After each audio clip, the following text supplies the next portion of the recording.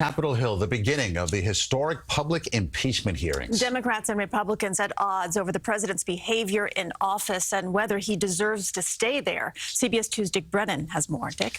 Christina Maurice, Democrats claim the president pressured Ukraine to investigate the Bidens by threatening to withhold military aid. And today they rolled out their first witnesses to the public.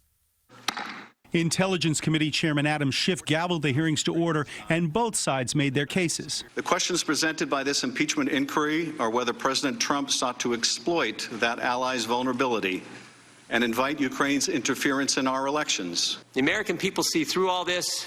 They understand the facts support the president. They understand this process is unfair.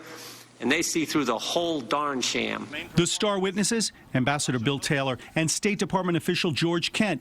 Taylor revealed new information about a phone call between President Trump and EU Ambassador Gordon Sondland. Taylor says his staffer overheard President Trump ask about the investigations. Following the call with President Trump, the member of my staff asked Ambassador Sondland what President Trump thought about Ukraine.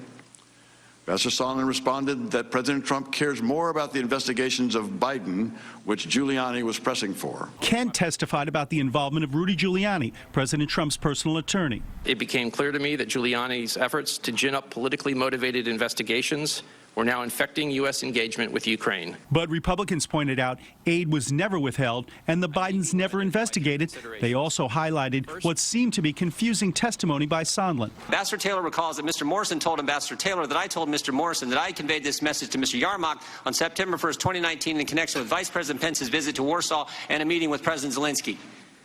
We got 6 people having 4 conversations in one sentence. And you just told me this is where you got your clear understanding. Republicans say they want to hear from what they call the person who started it all, the whistleblower. Democrats fired back. I'd be glad to have the person who started it all come in and testify. President Trump is welcome to take a seat right there. President Trump reacted to the hearings as he held a joint press conference with President Erdogan of Turkey. I hear it's a joke. I haven't watched for 1 minute because I've been with the president, which is much more important as far as I'm concerned. This is a sham and shouldn't be allowed. President Trump says he'll likely release tomorrow the transcript of a second call he had with the president of Ukraine. The hearings will resume later this week when Marie Yovanovitch, the former U.S. ambassador to Ukraine, is expected to testify. Christine.